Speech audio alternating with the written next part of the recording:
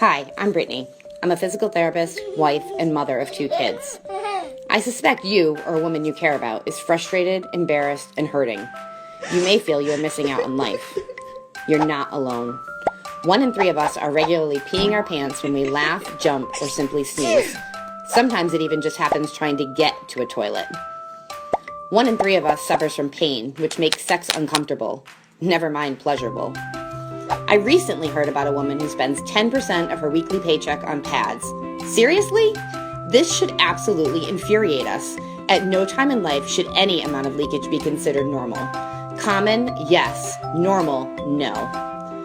Thomas Paine once said, "The long habit of not thinking a thing wrong gives it the superficial appearance of being right." It's not right.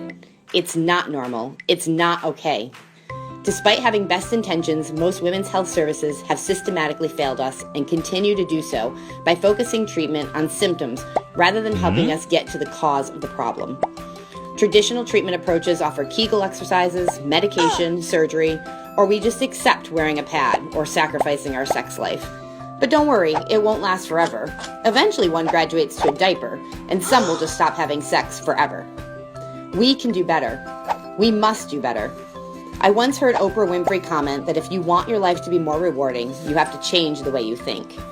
I think it's time we rethink everything. Here's a quick quiz. Number 1, how do you get your muscles back in shape? A, take medication. If it were only that easy. B, have surgery. Seriously? C, start exercising. You got it, sister. We are meant to move. Question 2, what is your pelvic floor? A, the bladder. Close, but that's an organ. B, the pelvis. Almost, but that's a bone. C, a group of muscles. Yes, combined with the abdominal and back muscles, it creates what we refer to as the core. So, if the pelvic floor is a group of muscles that are part of your core, then let's start calling it core floor. And if the best way to get muscles back in shape is to exercise, what should you do? At this point, the solution's simple. We need to exercise, but here's the catch. It has to be purposeful movement. Movement in all kinds of directions. We all sit too much. Movement at the speed of life, sometimes slow and sometimes fast.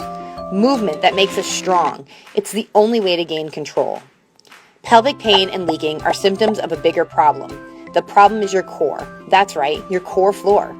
The best prescription for that is movement-based exercise. But we have so many forms to choose from. It's hard to make the right choices, and the truth is, when it comes to the core floor, most times we don't.